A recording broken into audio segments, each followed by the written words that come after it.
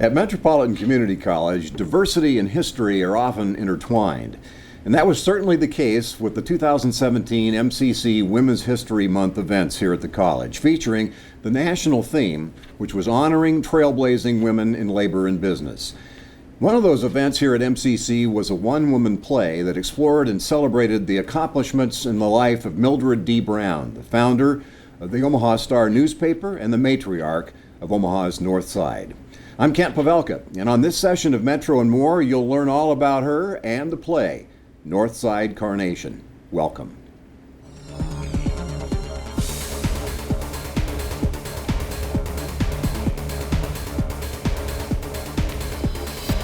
Greetings from the set of Metro and More at Metropolitan Community College, serving more than 50,000 students with over 120 programs at our 8 locations in the daytime, evening, weekends, or online.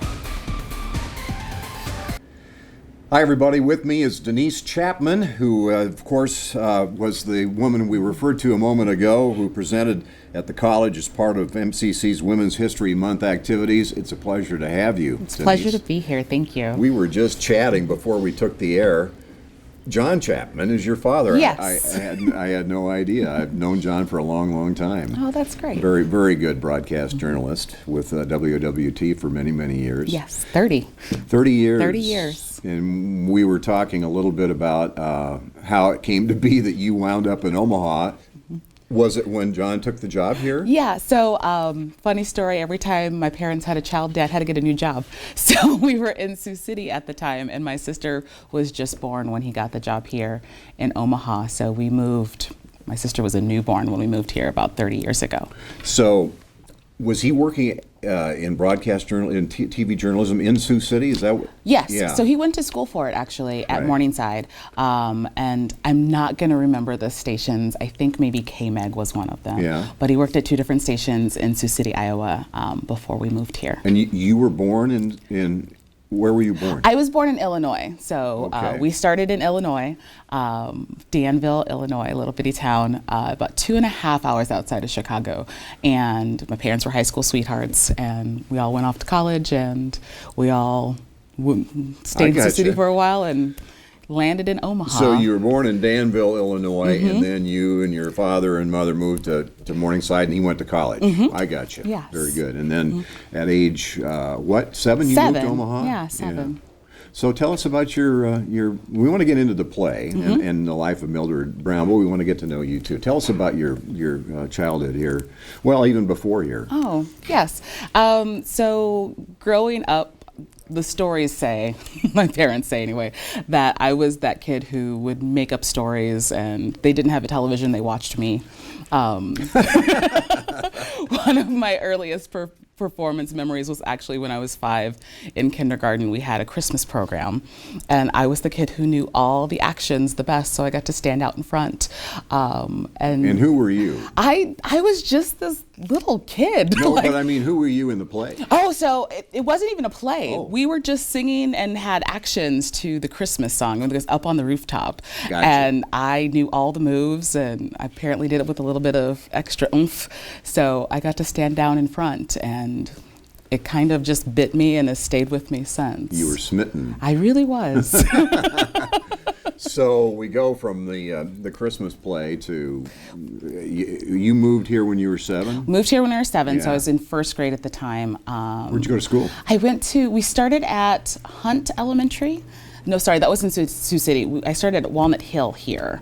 And then from Walnut Hill, we were at Miller Park for a while, and then St. Richard's, and then Omaha Northwest. So I got the opportunity to perform in some way, whether it be Christmas programs or programs at church.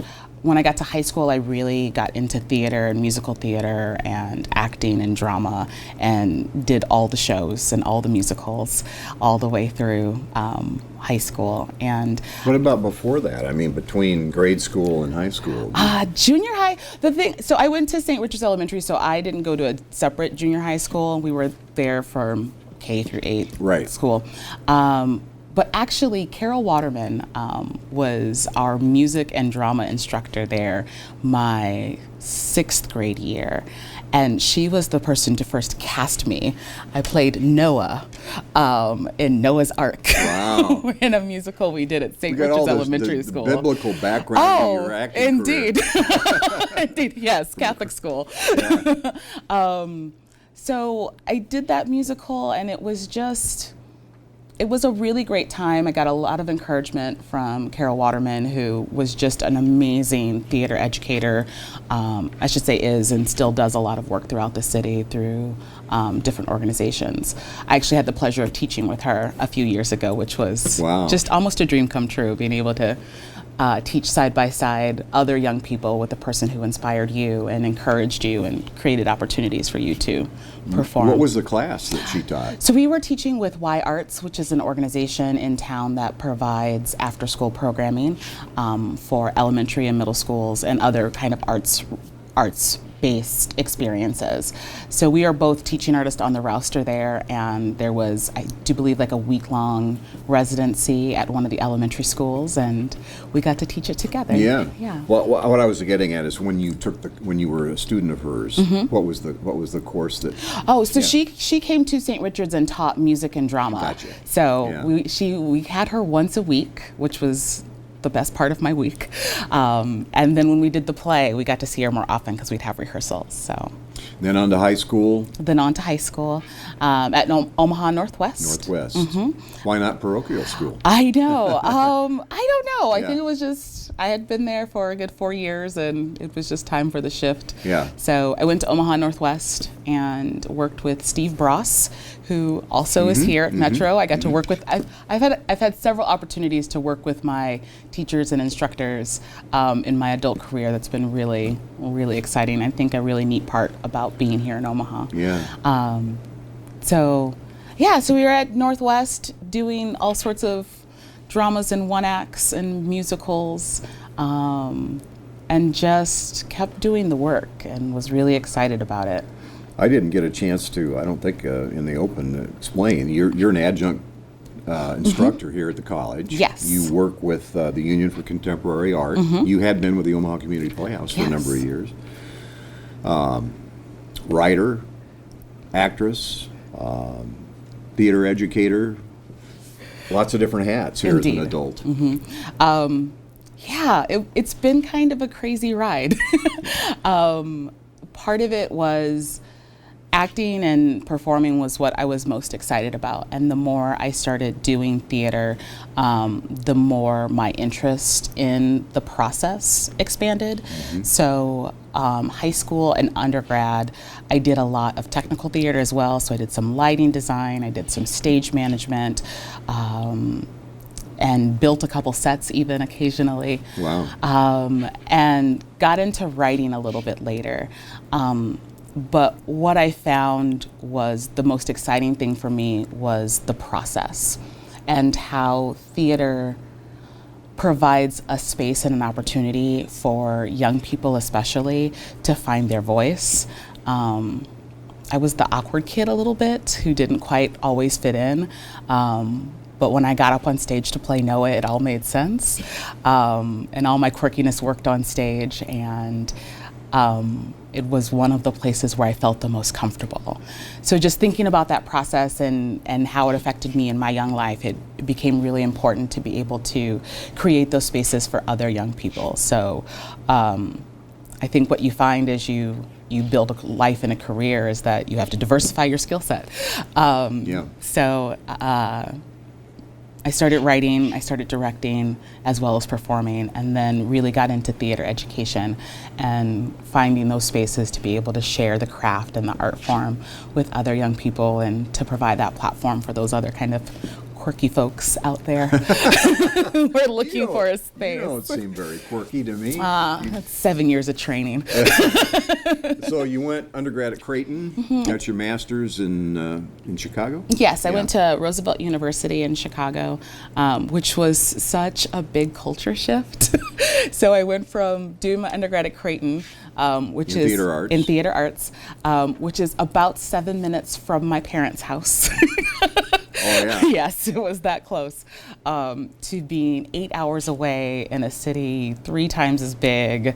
So I did a lot of growing and a lot of learning. Chicago moves so much faster. so much faster Yeah. than Omaha. So, but then just learned a lot there too. Let's jump into your play. Yes. You did it here as part of Women's History Month. Mm-hmm. You wrote this play. It's about Mildred D. Brown. Give us the background to the play. Mm-hmm. So it actually started with a conversation about 3.5 years ago. Kevin Lawler, who's the artistic director for the Great Plains Theater Conference, I've been working with him for years, directing and putting together pieces for a program called Neighborhood Tapestries, which was about how do we use theater outside of the walls of like theater spaces. How do we get into communities? How do we get people excited about the work? And how do we make work that reflects our neighbors and our communities more authentically? Mm-hmm. So we had been working and doing some things, and he's like, I think you need to write a show. And I'm like, Kevin, I don't know that I'm a playwright. And he goes, no, I've seen some of the things you've done. I had written little things. He goes, yeah, I think you need to write this show. So we had some conversations. I was really interested in 24th Street. Growing up here in Omaha, being here from the time I was 7, and we spent a lot of time and have lived primarily in North Omaha in our time here, looking at North 24th Street and some of the disparities that you see, the empty lots, the dilapidated buildings. I just always questioned why. Mm-hmm. So it was one of the things as an artist I wanted to explore, and more often than not as artists we ask more questions than we can answer, but it's about the exploration and the process. So that had always kind of been on my mind and had been part of this conversation. Doing that research and looking into that, I landed on the riots of '69 and the incident with Vivian Strong. And just sitting with that history and thinking about what happens to a community when it implodes in that way, and knowing the conversations we weren't having around that event and those incidences. And Especially years later. What happens when you don't ever examine that? Like, it just kind of sits there. Mm-hmm. And it goes away. Yeah, it goes away, but the ramifications of it doesn't. Mm-hmm. So a lot of the yuck that still sits is some of that can be directly tied to those events. Mm-hmm. So that was like really, really on my mind. And Kevin had been, we had been having these conversations for a little while, and Kevin brought Mildred to my attention, and thought she would be a very interesting person to examine and look at in the writing of this play. And then I found the front page of the Star from that Thursday. Wow. And looking at that and seeing Vivian's face and the list of demands and the message from the Urban League, and like Preston Love's family was the family of the week that week. Wow. And Janine Kathy Harris, who came back and she had a master's degree in Colorado and came back with a job with the Douglas County Assistance Bureau. Just looking at that and knowing the mission of the paper, which was to bring good news and to uplift the people with joy and happiness and respect. It's like, in a time that's so turbulent, right, and really like buildings and the street outside of your window are on fire and people are having this uprising and trying to find the good news that you can print in the middle of all that.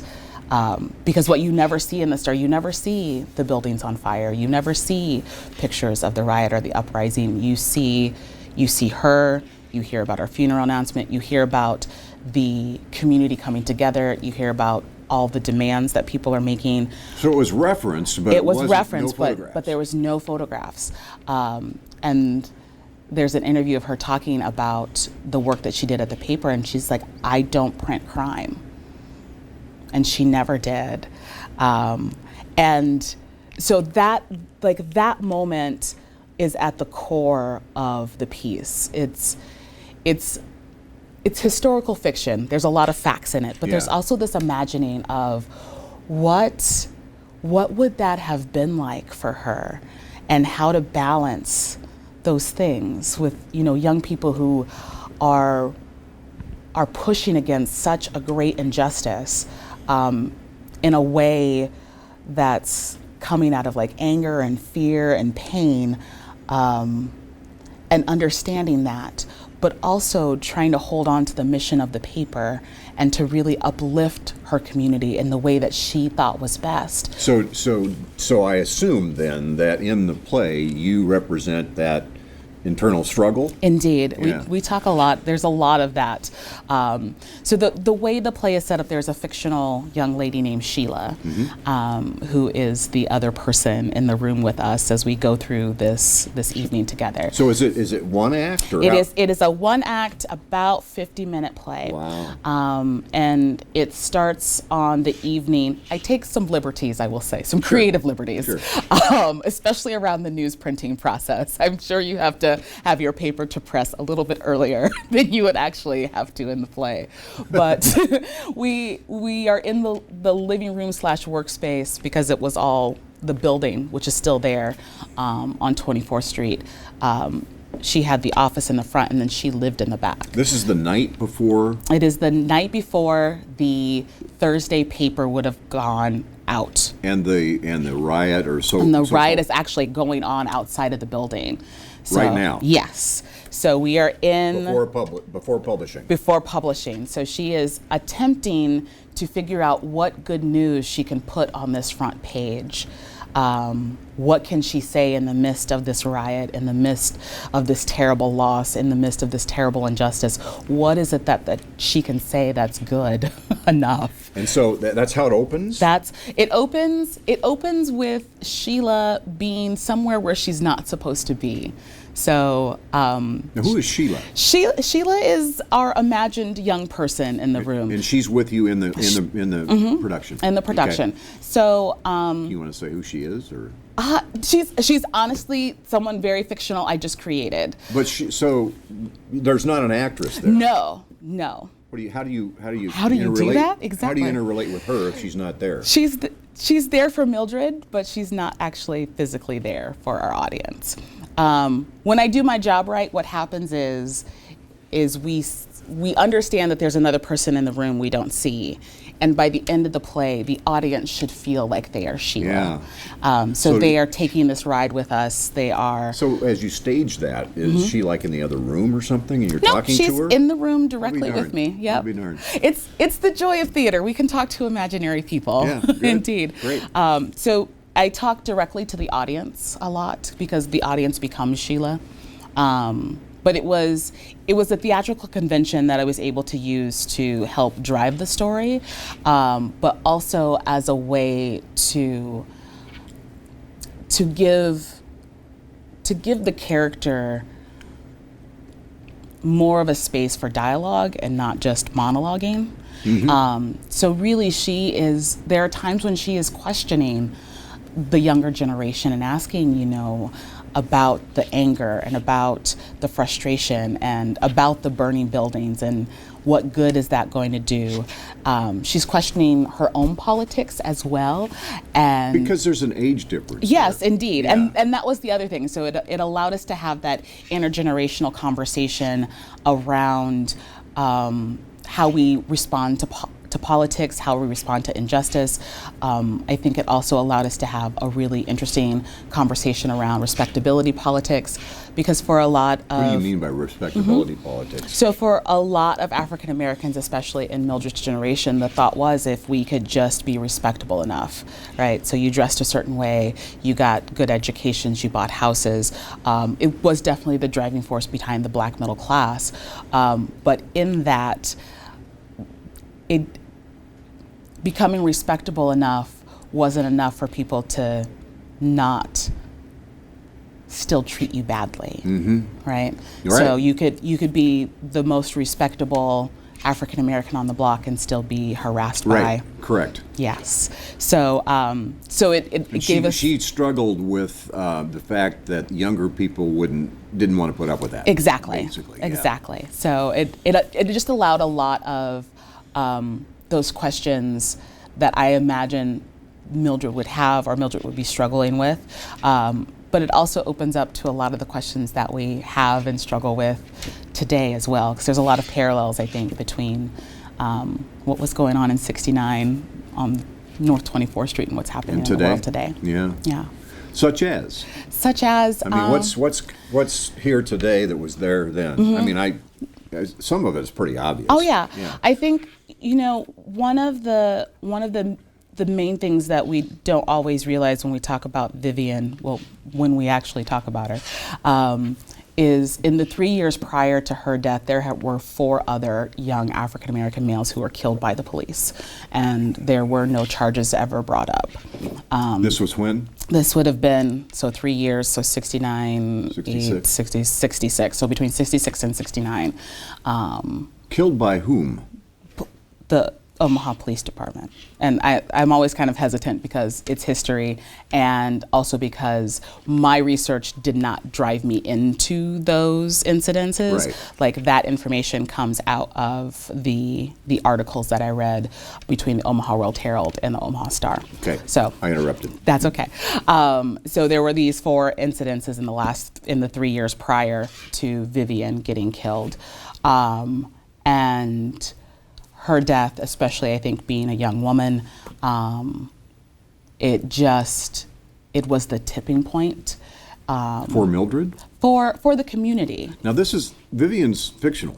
No, Vivian Strong is real. Vivian Strong, okay. Mm-hmm. The character, what's the name of the character? Sheila. Sheila, okay. Yes, so Sheila is our fictional character. Okay. Yes. All right, sorry. No, it's okay. Just trying to get it straight. I know, it's a lot of names. Okay. It's a lot of names. So, so Vivian's death definitely was a tipping point in the riots, and that led to, I would say, the uprising of '69, where the community just snapped and really imploded. And looking at Mildred's work and Mildred's life and her mission and how she ran the Star was full of good news. Mm-hmm. Pictures of church mothers, announcements of scholarships, talking about young people going off to school or where they could get good jobs. And when they came back and were getting good jobs.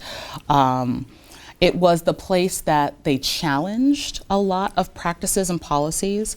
Mildred was involved with the Omaha DePores Club, which was a social justice group that was responsible for a lot of demonstrations and protests and boycotts.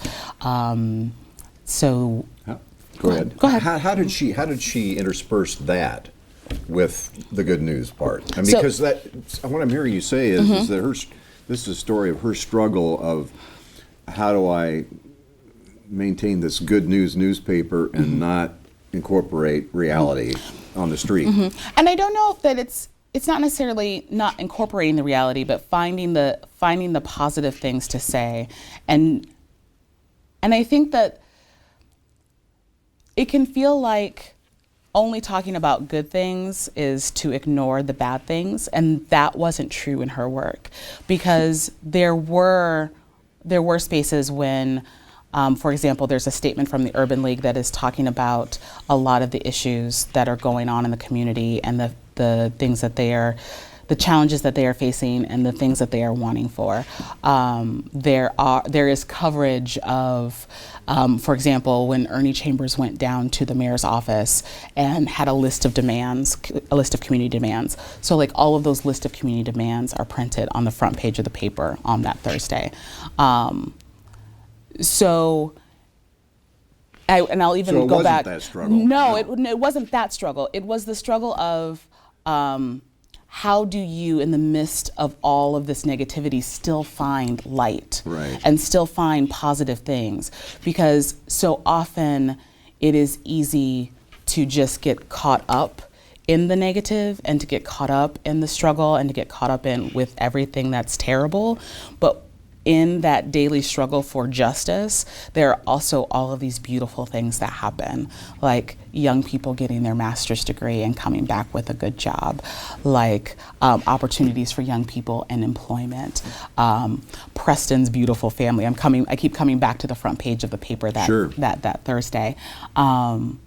But how do we celebrate all the things that are good so that we can be reminded of that balance? So she did or she did not struggle with that continuing to do it that way? I think where the struggle lied was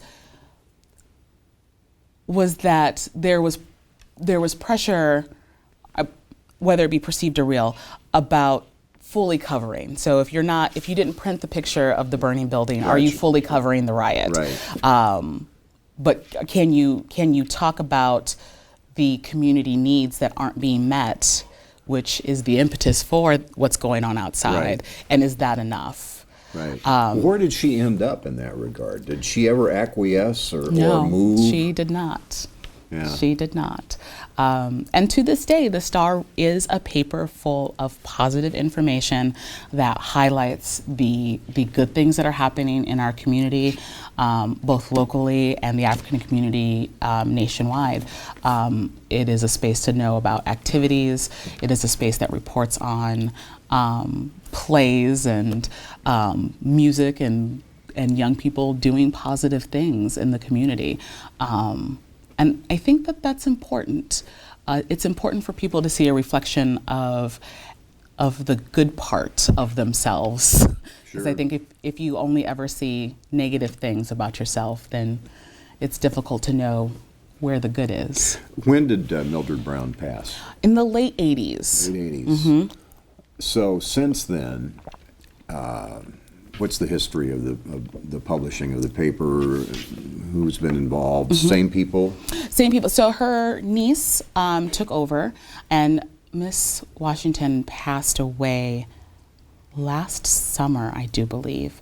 And Miss Phyllis has been there for quite some time, who currently runs the paper as well. But it's currently active. It currently has a biweekly publishing. Can be found in all sorts of businesses throughout North Omaha. They are still located in the building that Mildred bought at on North 24th Street. They're open, I do believe, Monday through Thursday.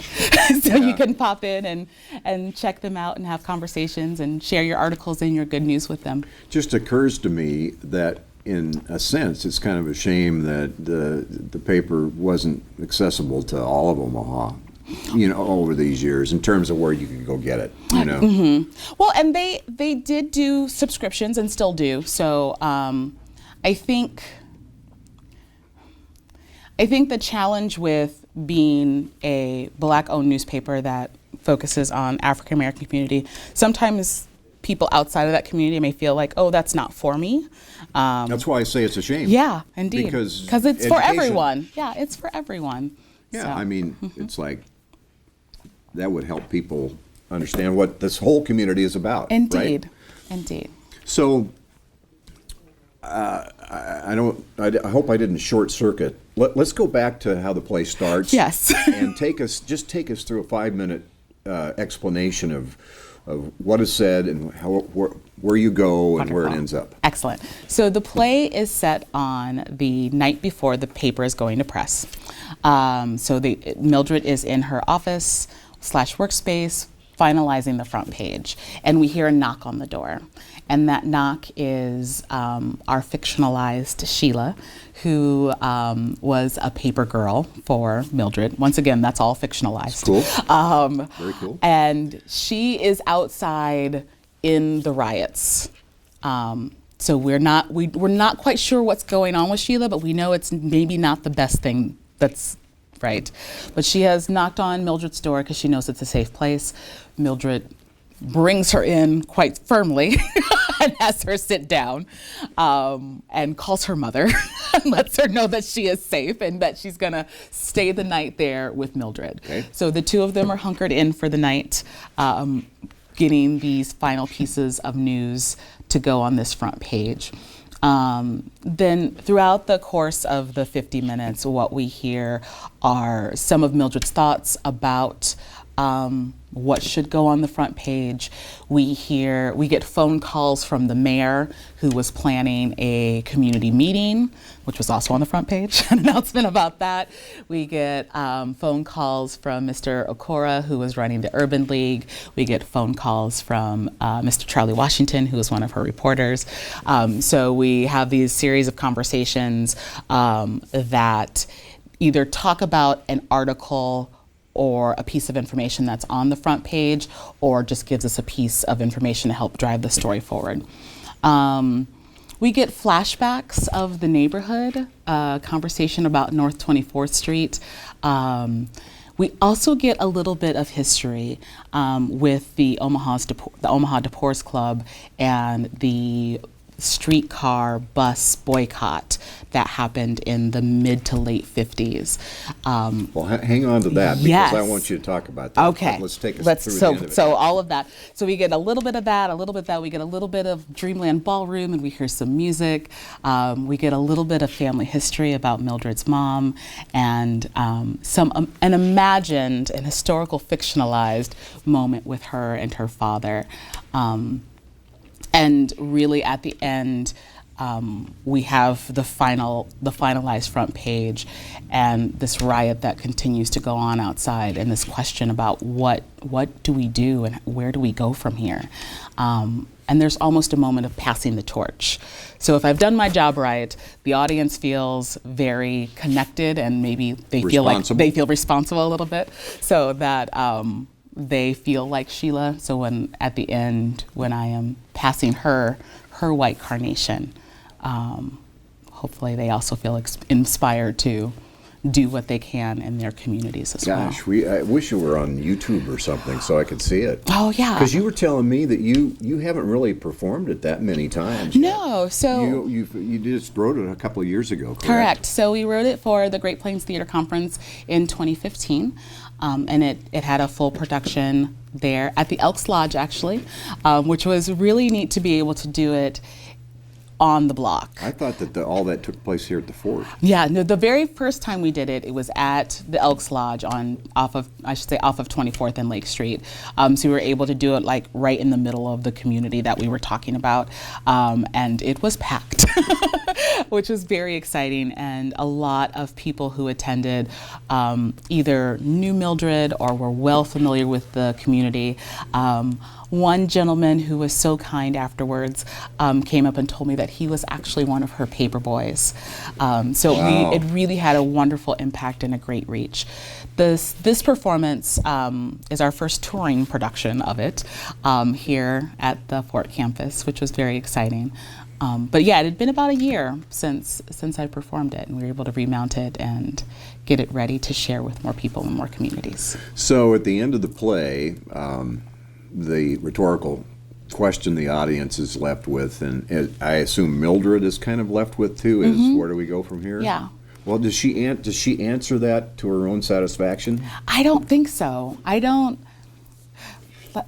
As I said earlier, artists often ask more questions than we answer. Yeah. You throw that out there as if she had this unfinished business inside her. Yeah, I think that's the struggle. I think that's the struggle with anyone who is working in neighborhoods, who are working with people who are fighting injustice, because you do so many things and you think this is going to be it, and then you just get hit in the head again with something else. And I think that's the thing, to think about all the work that she was involved in and that she covered in the paper, and all of the petitions and boycotts and all the forward progress that they were making, and then to get to 69 and then have the whole community implode. It's like, where do you go from there? Right. So in a sense, at that stage of her life, how old would she have been then? That's the fun part about Mildred. Like, we don't know how old we don't really know. That's okay. You didn't ask a lady how old she was. No. So when she passed, we didn't know how old she was? I don't know that we ever knew exactly how old she we have was. a range? Or? You know what? I'm going to honor her memory and not even pretend to guess. Okay, but let's put it this way then. After all this career, this Yes. long, arduous, she was inspired to make a difference in the community, this long career, an attempt to do that, and certainly she did. She was still left feeling like somehow it didn't get done because of the riots. Yeah, I feel, and once again, this is an imagined, like, as an artist, I'm imagining, Conjecture, yeah. yes, this. I feel like in that moment, especially, mind you, she lived another 15 some odd years after the riot. In that moment, I can only imagine that would be one of the questions. Right. Well, where do we go from here? Where do we go from here? Insinuates that we didn't get the job done yet. Yeah, no, right? for sure. And I think that's fair to say. To do all that work and to feel, and to do all that work and to make all that forward movement, right? To feel like if we could just be respectable enough and to then still have one of our young people be killed in that way. Yeah. And to have the community respond in that way, I think it definitely will call to question. Well, whether it worked. Yeah. But you say that in the end, you kind of throw that out to the audience that it wasn't just her question in 1969; it's your question today. Exactly. Where do we go from here? What are the answers to that question? Oh my goodness, Come on. I know it's the thing, but I don't know. I don't know that there's any one answer. I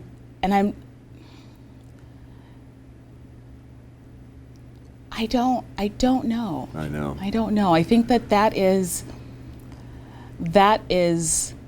what the theater process is for me. It is about. So in this work, that's enough to throw that question out there. Yeah, I think it is, but I think it's also a way for us to explore all the possible answers to that. And I also think those answers have to come from community. Like, I don't know that it can come from a single voice. Right. But you certainly have some kind of feel for what some of those answers are. What some of those answers might be. Let me throw this at you. Okay. I think what you're saying is kind of the human condition. Regardless of this story, this community, North Omaha. I mean, this is kind of the human condition. You live your life and you realize that you didn't get done what you wanted to get done, and life is kind of a process where you think that the next day, the next year, somehow or another, I'm going to get to the place where things are the way I want them or the way they should be. But it never really happens. I think that's fair. I think it's about how the work that we do. I think it's about how we get there and how we live those days and getting to the next day and the next year. Yeah, I like that. Yeah. It occurs to me this would make a great movie, wouldn't it? Yeah, it would. It really would. mean- I'd have to find other collaborators because I'm so a I'm theater in. kid. Okay. I mean, can you imagine? Oh, what a great story. It would be a really great, and I just think about all the images that you could pull in the film medium that we aren't able to do in the theater medium. The theater ride involves people taking engaging in their imagination and taking a ride with me. Although so far in the feedback, most people have been like, you really painted a picture of North Omaha. And I think it definitely connects to folks who grew up here, who maybe are originally from here, who do remember North 24th Street from the 50s and the 60s prior to 69. And when my neighbors from those eras have been able to see the show, they have been connected to it in a way that is so special. I'm sure. So special, and I'm really grateful for those moments I'm able to share with them. It's a feather in your cap to have done this because, like you said, it's largely forgotten, in the back of our minds, something that you want to forget in a sense, but you can't forget, and it shouldn't be forgotten. So, in the movie, would the fictional character, what's her name again? Sheila. Would she be fictional in the movie? I think in a movie you got to put Sheila in there. Yeah. So you just kind of touched on this, but I mean, when the audience leaves the theater, your presentation, or leaves the movie theater, is that what they walk out with? Where do we go from here? I think it varies. I think for people who have a connection to North Omaha, there is a definite sense of nostalgia and bittersweet. But lots of sweet. There were so many wonderful things that happened and existed such on as, that strip. Paint that picture a little for sure. bit. So because all of that's gone, right? All of the, a good chunk of it. So we talk in the play a little bit about Dreamland Ballroom, which was the big. Where was that? I am not specific. I couldn't draw it on a map for you, Right. but it's On the north side? North side, yeah. Yeah. So everything, all of the businesses that I speak about were on that strip, that 24th Street strip. Dreamland Ballroom. And so that pulled in all the major musicians, so like a Louis Armstrong, Right. Duke Ellington, all of that.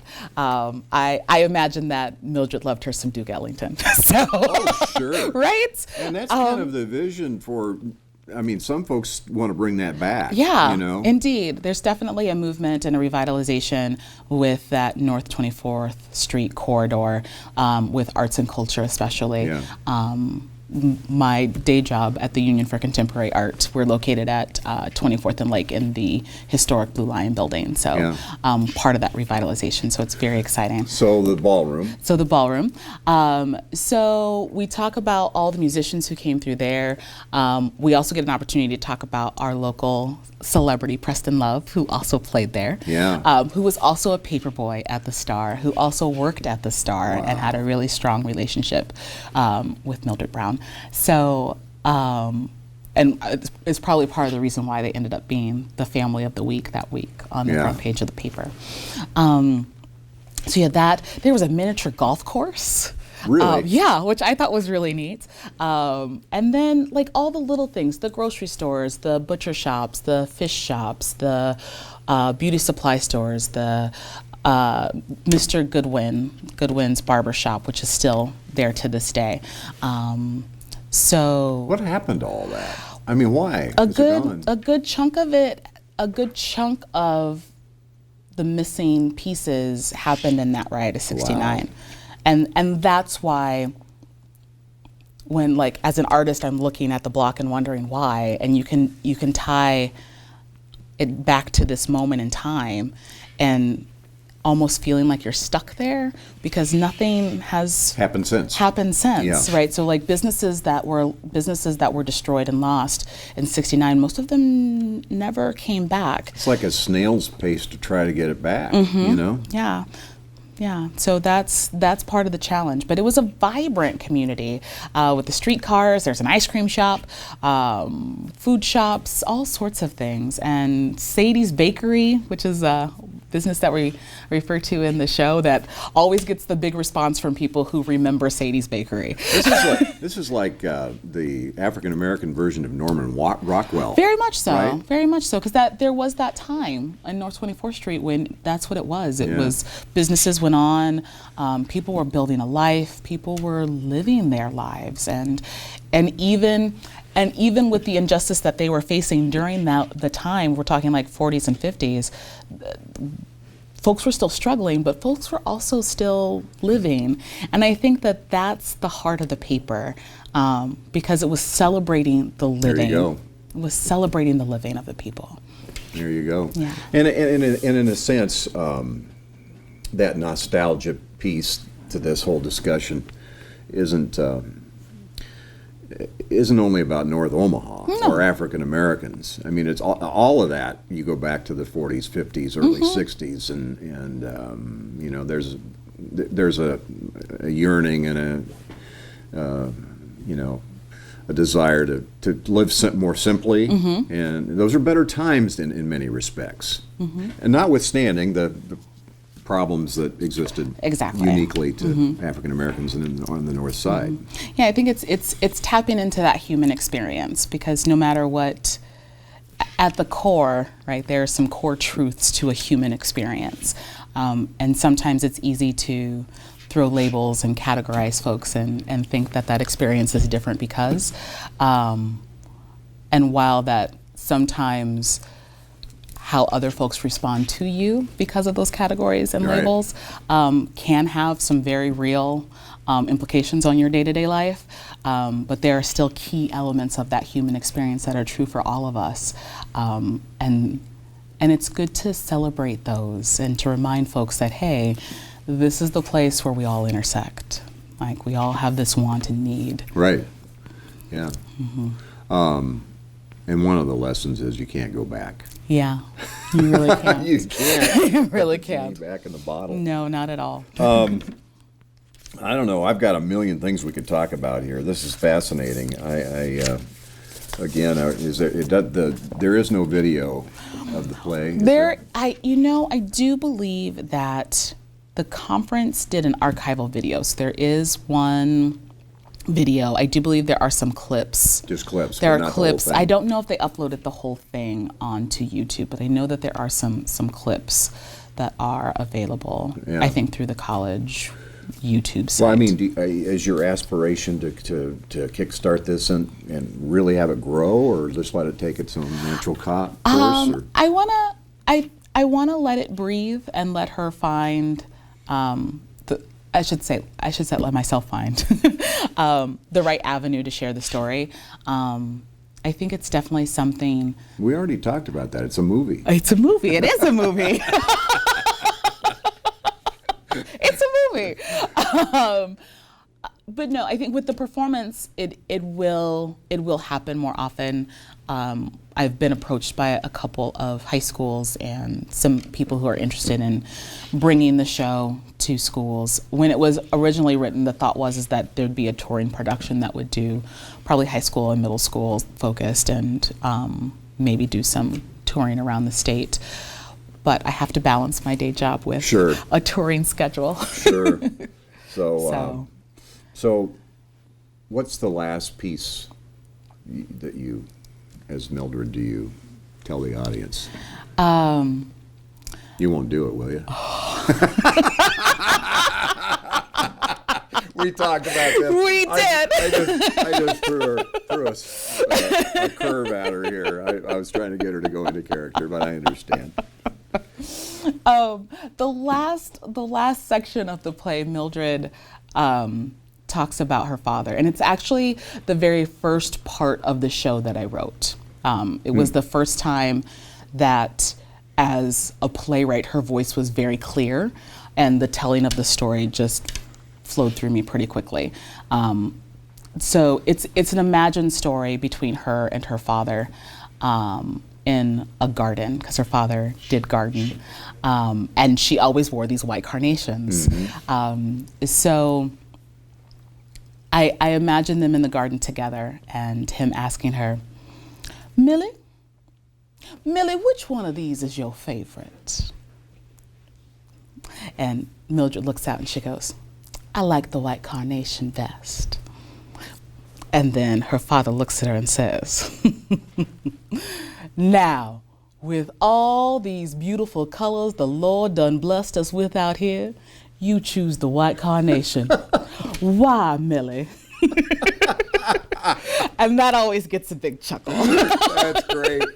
What is she saying? Well, we go to an imagined sermon that he gives with some church mothers about Isaiah 40:29. And he gives a set of white carnations to the church mothers in appreciation for the work that they're doing in the community and in the church. And when she sees this pew of women, with this white carnation and their hats and their gloves. She just feels like it's such a beautiful sight and that the Lord is just blessing them. And she tells him that. Yes, she tells him that. Yeah. So that's that. And then at the end, he gives her. And that's reality still. Yeah. Right? Indeed. In Indeed. some black churches. Oh, yes. Church mothers. Yes, Yeah. indeed. That's great. It's Yes. great. Unfortunately, I've not immersed myself into that as much as I'd like to. You should go visit him. Unfortunately, it's been at like funerals. Oh, okay. You know, but Yeah. still, it's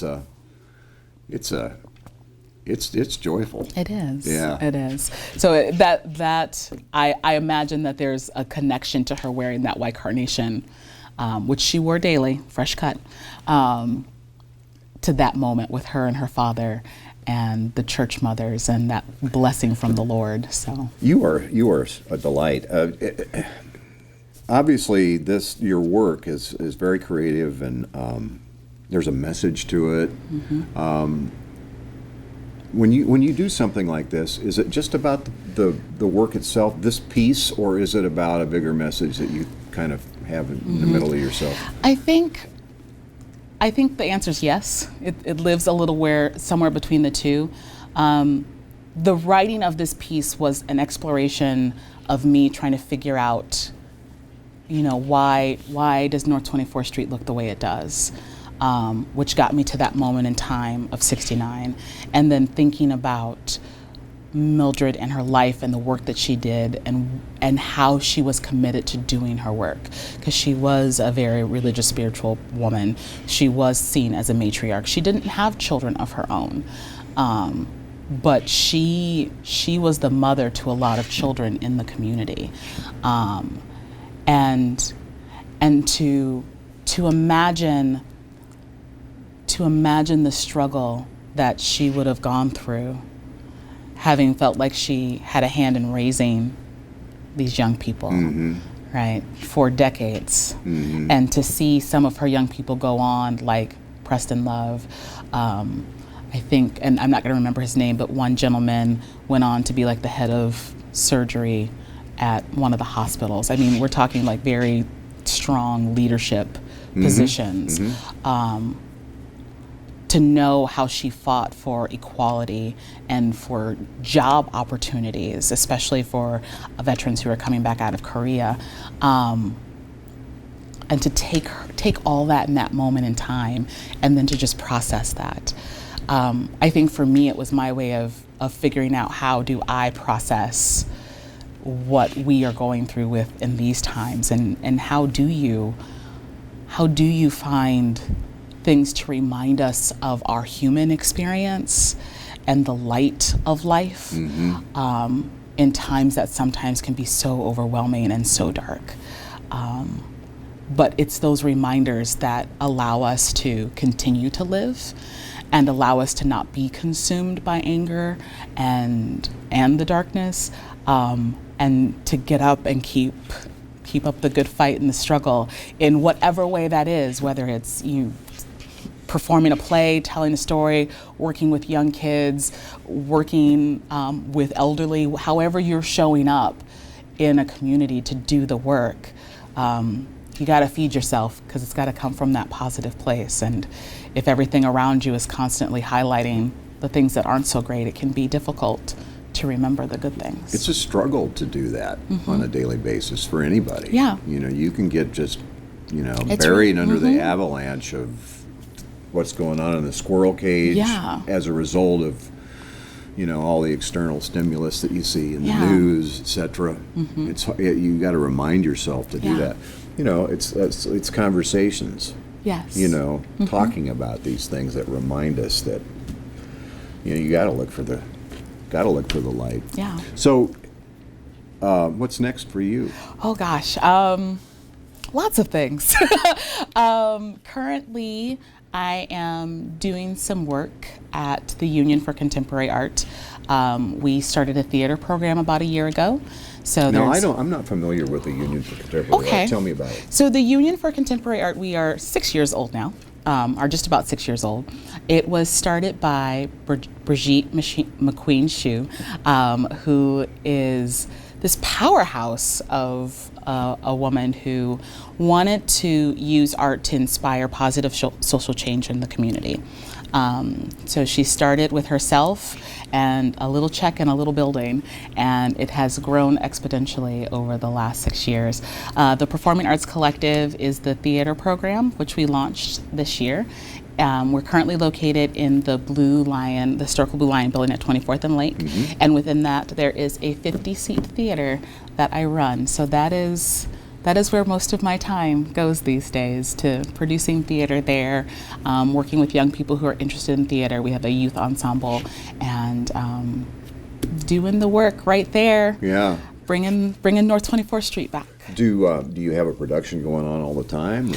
So we do 2 to 3 productions a year, and then a reading series where we just read the plays out loud.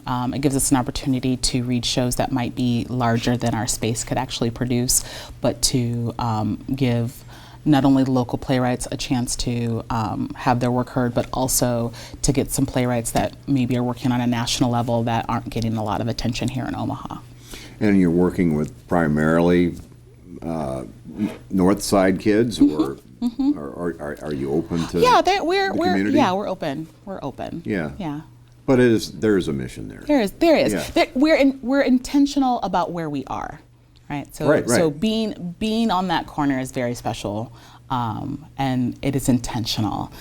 So that way, we can remind people of the history of the space, and then also attract people in. But then also so people can, our direct neighbors can have a place to come see good theater, come make art, come see art, come see themselves reflected in the work as well, and have some opportunities that maybe they wouldn't have access to if we weren't there. What do you get a bigger kick out of? The work you do there, the writing of a play like this, or the performing of it, or adjunct feature? Right.